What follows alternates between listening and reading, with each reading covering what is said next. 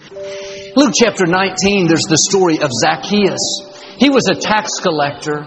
Back in those days, they were known for being dishonest, for cheating people. They were very disliked, even hated. Zacchaeus was the chief tax collector. He was especially despised, looked down on by everyone. Not just figuratively, but even physically. He was very short. One day, Jesus came passing through their town, and word spread quickly. Everyone went out to try to get a glimpse of Jesus, including Zacchaeus. It was so crowded, so many throngs of people, Zacchaeus couldn't see anything. He was too short.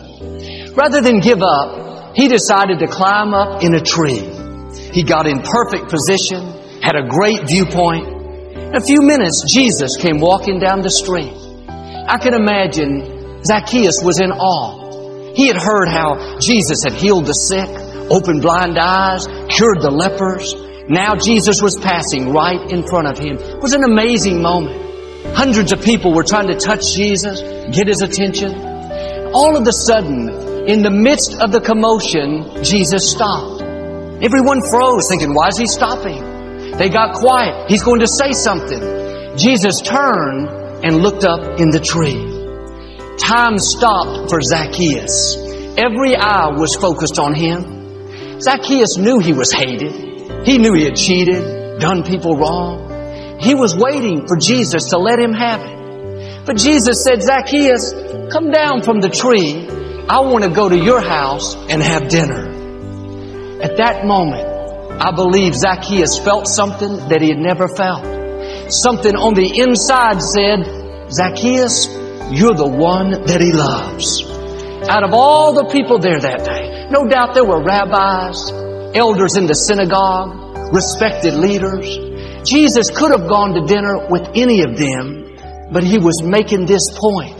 You don't have to have it all together for God to love you.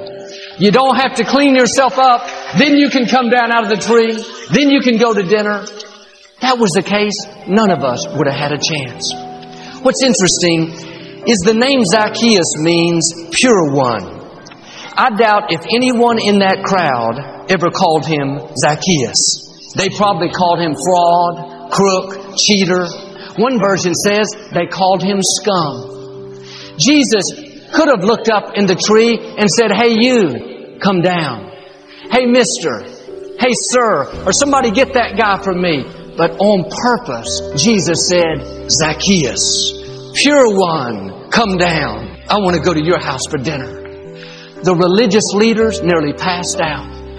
They said, why would he go to dinner with such a notorious sinner? We don't see people the way God sees them. We look at their behavior, how perfectly they perform. God looks beyond all that. They saw a notorious sinner. God saw the one that He loved. You may have made mistakes. Like Zacchaeus, you got off course. You know you're not where you should be.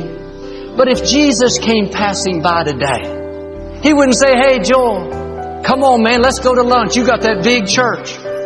Hey sister, do right. You hadn't made a mistake in 33 years. I'm proud of you. Let's go get something to eat. He would pass by all the people that look like they have it together. He would come to you. You're the one that He loves.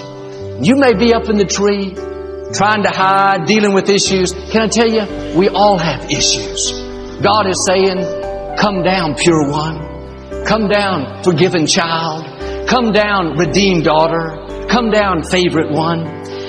Jesus' point in choosing Zacchaeus over all the other, quote, good people was to let us know your performance doesn't determine God's love for you.